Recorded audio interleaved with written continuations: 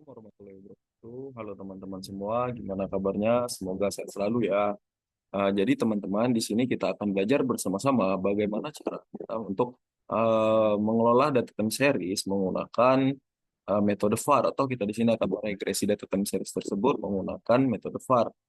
Baik, sebelum kita melanjutkan dalam analisisnya, ada beberapa langkah-langkah dulu yang perlu kita ketahui. Yang pertama itu sebelum analis VAR adalah berikut adalah langkah-langkahnya, yaitu pertama kita akan melakukan uji stasionaritas. Jadi uji stasionaritas ini digunakan untuk melakukan stasioner pada data-data variabel kita nantinya ya, dari tingkat level ke second difference apabila telah memenuhi tingkat stasionaritasnya. Kemudian ada penentuan lag optimum, yang dimana penentuan ini digunakan untuk menentukan lag maksimal yang kita gunakan dalam penelitian tersebut variabel kita. Kemudian aja uji stabilitas untuk melihat apakah data kita sudah stabil atau belum. Lalu ada uji kointegrasi, di mana uji ini yang memutuskan nantinya kita akan menggunakan metode VAR atau VCM. VAR digunakan apabila nilai probabilitasnya lebih dari 0,05, sementara VCM digunakan apabila nilai probabilitasnya nanti kurang dari 0,05. Dilanjutkan uji kausalitas Granger untuk melihat hubungan kausalitas yang terjadi antara variabel. Lalu ada IRF, Impulse Response Function, di mana RF ini berfungsi untuk melihat shock yang terjadi apabila terjadinya perubahan suatu nilai. Kemudian ada variant decomposition. Nah, variant decomposition ini bertujuan untuk melihat kontribusi setiap variabel kita nantinya ya. Baik, langsung saja kita ke Fuse untuk melakukan uji war. Teman-teman bisa buka Fuse.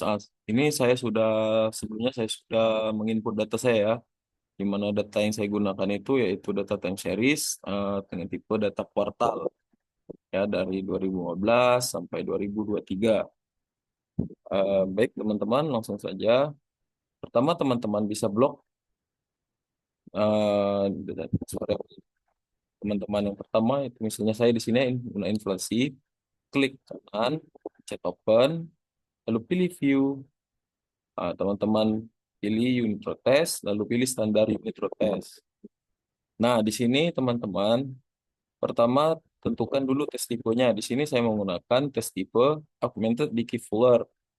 Kemudian pertama-tama kita akan mengujinya pada tingkat level.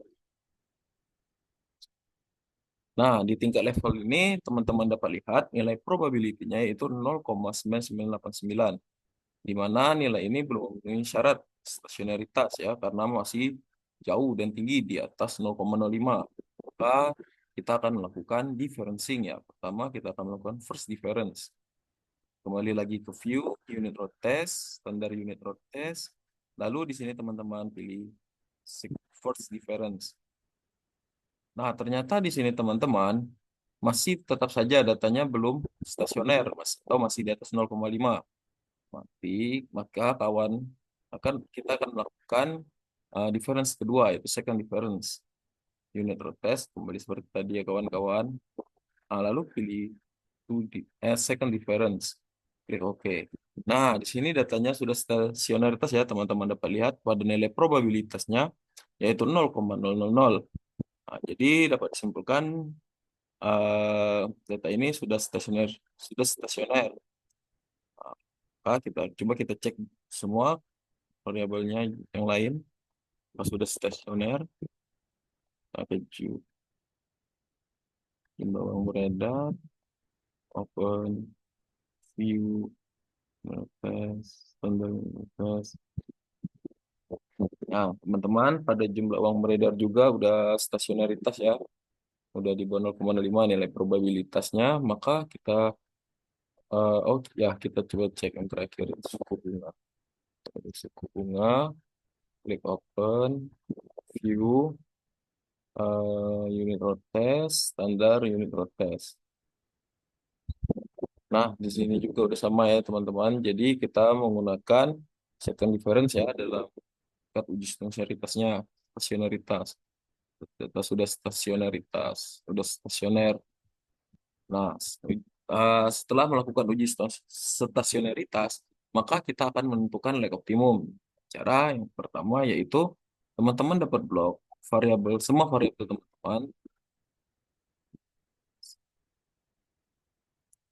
lalu klik kanan, pilih open, aspar. Nah, di sini teman-teman pastikan dulu ya standar var, oke, metode standar var. Lalu untuk endogenous variabelnya kita gunakan rumus yaitu karena saya di sini menggunakan second difference, maka itu inflasi, maaf, sini kurung buka inflasi kosong ini.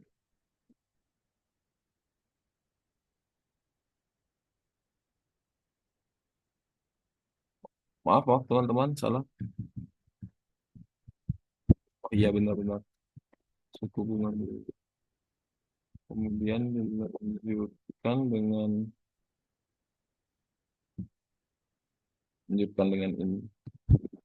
inflasi, dua, lalu eh, yuk. Nah, ini adalah rumus apabila kita menggunakan second difference ya teman-teman. Nah, untuk lag intervalnya ini tidak usah diubah nanti. Nah, kita pencet OK. Nah, ini adalah hasil dari estimasi VAR.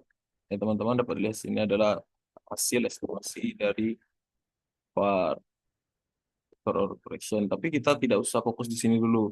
Selanjutnya kita akan menentukan uh, lag optimum ya, penentuan lag optimum. Baik, nah, jadi teman-teman views. Sudah di sini teman-teman pilih view, habis itu teman-teman pilih leg structure, pilih leg kriteria. Nah, di sini teman coba-coba semua ya. Kita boleh 10, 8, 6, 6, 5, 4, 3, 2, 1. Boleh semua. Nah, di sini saya coba 4 dulu.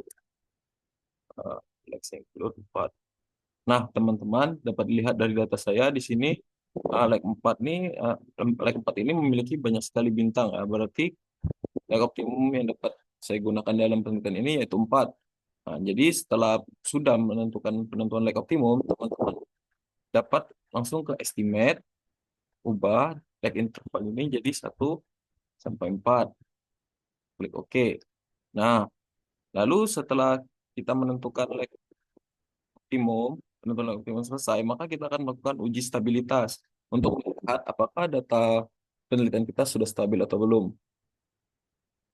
Teman-teman bisa pencet kembali lagi ke efficiency-nya, lalu pencet view. Habis itu teman-teman pilih leg structure lagi, pilih earth root table. Nah, teman-teman dapat lihat di sini, apabila modulusnya ini di bawah 1, maka data tersebut dipastikan sudah stabil. Karena sudah di bawah 1 ya. Nah, menurut Wise outside stabil condition artinya sudah stabil ya teman-teman datanya. Uh, Teman-teman juga bisa melihat dalam bentuk gambar ya. Nih, kembali lagi ke ekstraktor. Nah, titik-titik ini masih di dalam lingkaran ya teman-teman. Kelihatan nggak? Nah, jadi titik-titik ini nggak keluar lingkaran, yang berarti data tersebut stabil.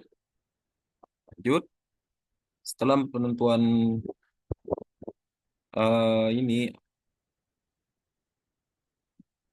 maaf, setelah kita berhasil, setelah kita telah mengetahui bahwa data kita stabil, selanjutnya kita akan melakukan uji integrasi. Nah, di sini kita akan menentukan metode apa yang akan kita gunakan, VAR atau VCM. Jadi teman-teman bisa kembali lagi ke views, pilih view. Nah, di sini ya teman-teman pilih kointegrasi test. Nah, lalu teman-teman, intervalnya ini dua aja sih, gunakan dua aja. Nah, teman-teman dapat lihat di sini nilai probability semua variabel saya itu di bawah 0,05 ya. Maka metode yang kita gunakan adalah PECM. Ini metode yang akan kita gunakan, PECM ya teman-teman. Di Setelah berhasil menentukan metode model yang kita gunakan, maka kita kembali ke Epius. Selanjutnya, oh iya, selanjutnya kita akan melakukan uji melihat kausalitas Granger variabel antara variabel ya. Jadi teman-teman cek close ya, delete unit var. Nah, di sini teman-teman blok data tadi, lalu pencet open, klik kanan, lalu pilih open, pilih as group, lalu pencet view, klik view.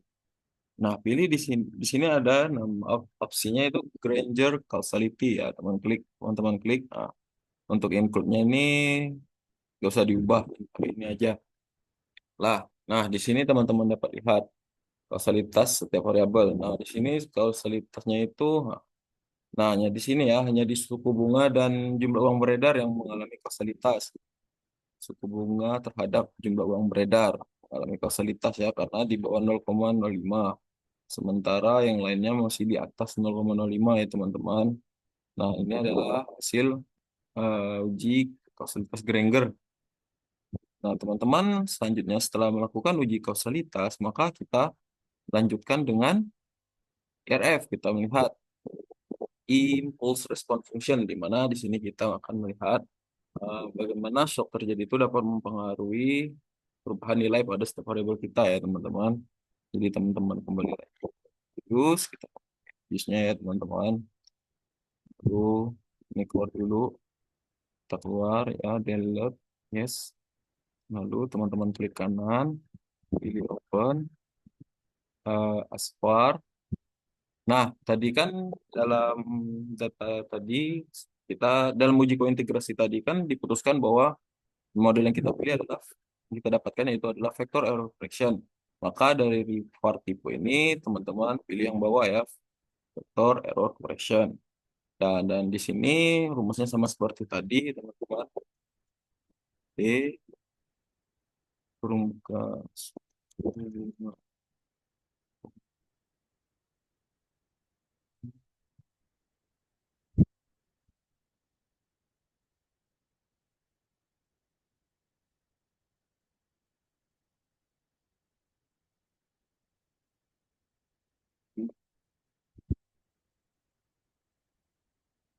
Nah, untuk lag intervalnya, teman-teman sesuaikan dengan yang tadi ya, kita dapat di lag 4. Oke. Nah, ini adalah hasil estimasi VAR-nya ya, teman-teman. Untuk yang di atas ini adalah estimasi jangka panjangnya. Ini estimasi jangka panjang. Kemudian yang di bawah adalah hasil jangka pendeknya ya, teman-teman. Hubungan jangka pendek. Teman-teman dapat lihat.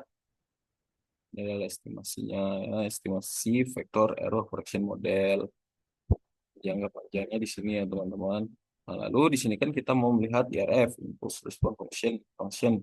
Nah, teman-teman klik view, lalu pilih Impulse Response Function. Nah, di sini kita akan melihatnya ya. Di sini periodnya tetap 10 ya. Saya gunakan 10 tahun. Nah, ini adalah bentuk RF-nya teman-teman. Itu bisa teman lihat. Ini adalah respon dari suku bunga terhadap suku bunga. Ini adalah respon suku bunga terhadap inflasi. Dan ini adalah respon suku bunga terhadap jumlah uang beredar. Sama seperti yang lain juga. Ini ada inflasi terhadap suku bunga, ada inflasi terhadap jumlah uang beredar, juk terhadap suku bunga, juk terhadap inflasi, dan juga juk terhadap juk. Nah, ini yang nanti akan kita analisis ya teman-teman. Baik, setelah kita melakukan melihat IRF-nya, selanjutnya langkah terakhir yang akan kita lakukan yaitu adalah melihat variance decomposition yang digunakan untuk melihat kontribusi setiap variabelnya ya teman-teman. Jadi kita kembali lagi ke fokusnya, kita klik sini, klik klik pilih variance decomposition. Nah, di sini kita perlu melihat graph dulunya ya teman-teman, grafiknya dulu ya teman-teman. Nah, ini grafiknya teman-teman. Tapi ini jarang dipakai, ini malah nggak pernah dipakai untuk penelitian. Jadi yang digunakan biasanya itu ya adalah tabelnya ya teman-teman. Different decomposition, pilih view, pilih display format itu tabel ya teman-teman. Oke, nah ini adalah ini ini adalah hasilnya teman-teman. Udah keluar ya. Coba di zoom.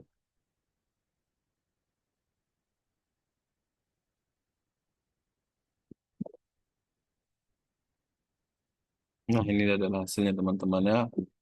Hasil dari variance decomposition-nya teman-teman, kontribusi antar variabelnya teman-teman. Mungkin sampai di sini saja teman-teman ya. Eh, Pembelajaran kita hari ini. Kurang lebihnya saya mohon maaf karena saya juga masih dalam tahap pembelajaran. Untuk itu saya harap teman-teman juga dapat belajar sendiri ya teman-teman.